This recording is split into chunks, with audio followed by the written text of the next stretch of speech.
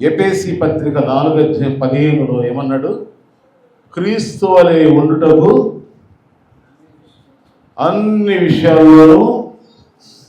విషయాల్లో మనం సత్యం చెప్తూ ఎదగాలని చెప్పి ఆయన చెప్పారు. అన్ని విషయాలలో అబ్రహాం అన్ని విషయాల్లో ఆస్వాదించబడ్డాడు. మనం కూడా అన్ని విషయాల్లో ఎదగాలని ఇక్కడ లేవనెత్తాడు. మొదట మనిషి ఎదగాలి. ఎదుగు బొదుగు లేకపోతే ఎవరి గురించి అయినా బాధపడతాం. మన పిల్లలు ఎదగకపోతే చాలా బాధపడతాం.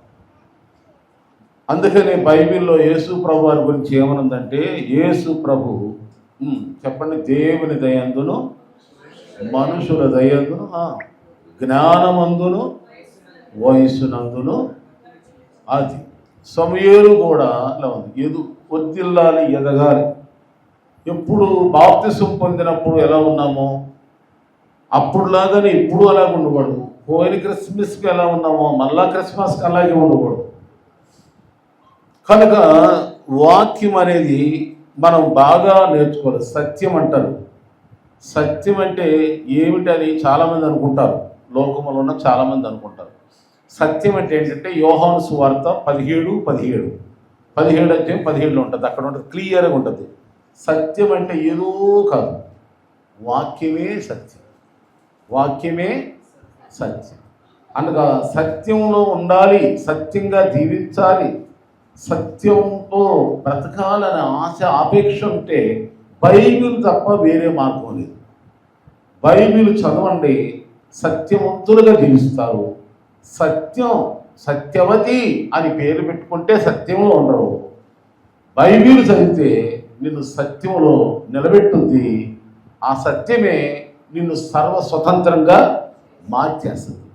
స్వతంత్రం అంటే ఏంటంటే యేసు ప్రభు వారి ఆశీర్వాదాలు నువ్వే తీసుకునేంత స్వతంత్రం నీవే. ఇప్పుడు మీ ఇంట్లో నాకు స్వతంత్రం ఉందనుకోండి, నేనేం చేస్తాను? మీరు కూర్చోమనుకోండి, నేను వచ్చి ఏం చేస్తాను? కూర్చుంటా. స్వతంత్రం ఉందనుకోండి, నాకు ఏం చేస్తాను? మీరు పెట్టవసలా, నేనే ఏముంది అని లాక్కు తింటాను. స్వతంత్రం ఉందనుకోండి, డబ్బులు కూడా తీసుకుంటాను. స్వతంత్రం అనుకోండి, బట్టలు కూడా ఏమైనా కావాలి, ఏది కావాలనే తీసుకుంటాను. స్వతంత్రం ఉంది కనుక. ఆ స్వతంత్రం అనేది దేవుని దగ్గర మనం దొరకాలి. ఏదైనా పొందాలంటే ఏం చేయాలి చెప్పండి? వాక్యాన్ని చెప్పండి, సత్యములో ఇందులో ఎదగండి. ఇందులో ఎదిగితే చాలు. స్వతంత్రం నీకు దేవుని మనకు పెరుగుద్ది. చూడండి, మన మనుషుల్లో మాట మన మధ్యలో క్లియర్గా ఉందనుకోండి, స్వతంత్రం పెరుగుద్ది. అందుకని మనం ఏం చేయాలి? అపోస్తుల బోధ, రొట్టె విడుచుట, ప్రార్థన, సహవాసం, ఎడతెక్కాలి. ఫెలోషిప్ ఎందుకు చెప్పండి? మనందరూ కలిసిమెలిసి ఉండటానికి, ఒకరినొకరు అర్థం చేసుకోవడానికి, ఒకరి కష్ట సుఖాలను ఒకరు పాలు పొందడానికి ఈ 4 పాటించమని బైబిల్లో ఉంది. ఎడతెక్కకుండా ఉండాలి. కొద్ది రోజులు వచ్చి కొద్ది రోజులు మానేయటం కాదు.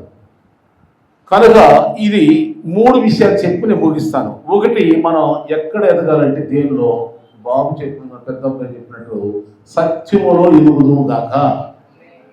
అంటే సత్యం అంటే బ్రాకెట్లో పెట్టండి, వాక్యము.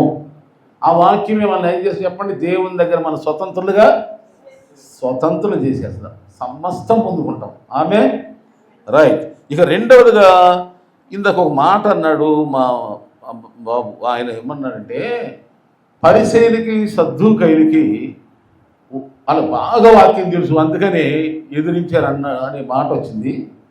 అసలు వాళ్ళ గురించి ఒక మాట చూద్దాం. చూడండి, బైబిల్ యేసుప్రభు చెప్పిన మాట ఏంటంటే, యోహాను సువార్త 8:37 చూస్తున్నాను. నేనే చదువుతాను, మీరు చూడండి. యోహాను సువార్త 8:37, మీరు అబ్రహాం సంతానం అని నాకు తెలియదు, అయినను మీలో నా వాక్యమునకు చోటు లేదు గనక నన్ను చంపాలనుకుంటున్నాను. ఏమి లేదంటే వాళ్ళకి లోక జ్ఞానం ఉంది, నోబెల్ బహుమతులు ఉన్నాయి, ప్రపంచ జ్ఞానం ఉంది, వాళ్ళకి ధర్మశాస్త్రం తెలుసు.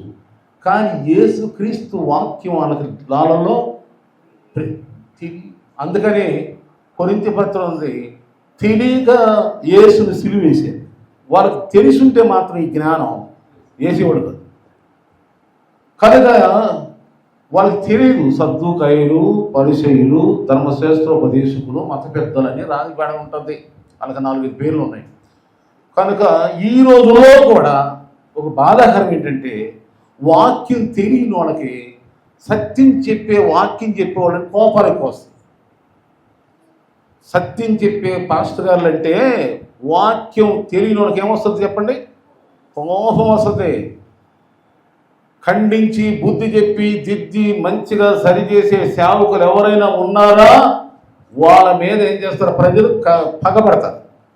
తెలియక, ఎందుకంటే వాక్యం వాళ్ళకి తెలియదుగా. ఒకసారి ఒక భార్య భర్తలు, పంతులు, మాస్టర్ గారు, ఒక నర్సు, భార్య భర్తలు ఇద్దరు వచ్చారు ఇక్కడ. వాళ్ళు ఇప్పుడు ఆంధ్ర వెళ్ళిపోయారులే. ఇక్కడికి ఎక్కువ మంది ఎందుకు రాలేకపోతున్నారంటే మీరు వాక్యాన్ని, వాళ్ళు చెప్పిన మాట, వాక్యాన్ని ముక్కు సూటిగా చెప్తావు కనుక వాక్యం అనేకులకి గుచ్చుకుని ఆ వాక్యాన్ని బట్టి రాలేకపోతున్నారు. ఇది వాస్తవం చెప్తే ఇంకా రావాలి కానీ అంటే వాక్యం మీద లేదు వాళ్ళకి. ఏదో ఆచార ప్రకారం, అలవాటు ప్రకారంగా క్రైస్తవుడనే పేరు కోసం మందిరానికి వెళ్ళాలి, అక్కడికి వెళ్ళి వంతు చేసుకోవాలి, మెంబర్షిప్ తీసుకొని రావాలనుకునే వాళ్ళు అయితే ఎక్కడికైనా వెళ్ళిపోతారు. కానీ ఇక్కడికి వచ్చారంటే వాక్యం ఉన్న వాళ్ళే వస్తారు. ఆమె వాక్యం కావాలనుకునే వాళ్ళు వస్తారు, వాక్యం వినాలనుకునేవాళ్ళు. కనుక వాక్యములో ఎదుగుతారు. అందుకని వాక్యములు పెంచాలని నా తపన. ఇంకొక మాట చూద్దాం.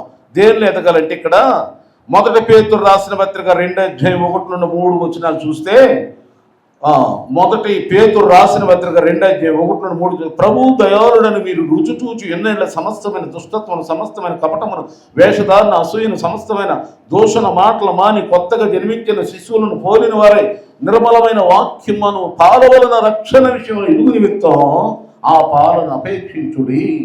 రక్షణలో ఎదుగుదము. వివరించడానికి సమయం లేదు. దేని లేదు కాబట్టి రక్షణలో ఎదుగుదాం. ఆమె ఆ రక్షణ, మళ్ళీ ఆ రక్షణలో కూడా 7 పాయింట్లు ఉంటాయి. ఈ రక్షణలో ఎలా ఎదుగుతామో అంటే ఒకటి ఏంటంటే చెప్పండి, మీకు అర్థమయ్యేలా చెప్తున్నా. బాప్తిసం పొందితే ఏం చెప్పండి? నమ్మి బాప్తిసం పొందినవాడు అంటే రక్షణ పొందేవు కదా నువ్వు. అంటే అంతటితో సరిపోలా. మళ్ళీ ఇంకో మాట ఉంది, ప్రభు అయిన యేసుక్రీస్తునందు విశ్వాసం ఉంచు, అప్పుడు నీవును నీ ఇంటి వారును, అంటే విశ్వాసంతో రక్షణ. మరి ఇంకో చోట ఉంది, ప్రార్థన చేయవారందరూ రక్షించబడతారా ఉంది. అంటే చూడండి 3 వచ్చేసిన రక్షణ. అంతటితో అవలా సంపూర్ణ కాలం ఇంకా రక్షణలో ఎదగడానికి మనం ఇంకా ప్రార్థనలో ఎదుగుతుంటాం. దానికి పూర్తి వివరణ మీకు తర్వాత ఇంకా అందిస్తాను. ఇంకా దేనిలో ఎదగాలంటే ఇక 1 సమూయేలు గ్రంథంలో మనం చూస్తాం. దేనిలో ఎదగాలంటే 2:11, 18, 21, 26 చూస్తే సమూయేలు గురించి అక్కడ రాయబడింది. దేవుని సన్నిధిలో ఎదుగుచుండెను, దేవుని సన్నిధిలో ఎదుగుచుండెను. మళ్ళా చెప్తారు రిఫరెన్స్ 1 సమూయేలు గ్రంథం 2:11, 18, 21, 26 ఈ వచనాలన్నీ మీరు సమూయేలు ఎదుగుచుండెను. ఎదుగుటం అంటే మందిరంలో ఎదుగుతున్నాడు, దేవుని సన్నిధిలో ఎదుగుతున్నాడు. ఇదిగోండి బిడ్డలారా, ఆయనండి మీరు మందిరంలో ఎదుగుతున్నారా? సంవత్సరంలో 365 రోజులు ఎన్నిసార్లు వస్తున్నారు ప్రార్థనకి? ఎంత టైం అడుగుతున్నారు? దేవుని సన్నిధిలో ఎదుగుదలంటే ఏంటో తెలుసా? ప్రార్థన చేసేయాలి, మరి దేవుని సన్నిధిలో పరిచయం చేయాలి, దేవుని సన్నిధిలో ఎదగాలి. దేవుని సన్నిధితో నీకు సంబంధం ఉంటుందా?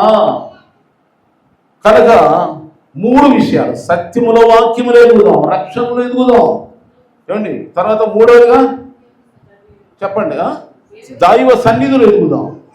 ప్రతిరోజు తప్పక కూడుకునే వాళ్ళు అంట మన వాళ్ళంతా, పూర్వకాలం పాతకాలం. అది మరి ఇప్పుడు ఆదివారం, సోమవారం, మంగళవారం రావడం. కనుక అలా కాకుండా మీరు దేవుని సన్నిధిలో ఎదుగుదుము గాక. ఇది ఎప్పుడు చూసినా మందిరంలో ఉంటారు ఏంట్రా అన్నట్టుగా ఉండాలి మనం. దేవునికి స్తోత్రం. అలా మనం ముందుకు సాగిపోదామా? ఎదుగుదల ఈ ప్రతి నెల 2వ శనివారం ఈ స్పెషల్ గాస్పుల్ మీటింగ్లో ఎదుగుదల గురించి క్లుప్తపరిచి 3 మాటలు చెప్పాను. చెప్పండి 3 మాటలు. సత్యములో ఎదుగుదము, వాక్యములో, రక్షణలో ఎదుగుదము. 3వది దేవుని మందిరుడు. దేవుడి మాటలు ఆచరించును గాక.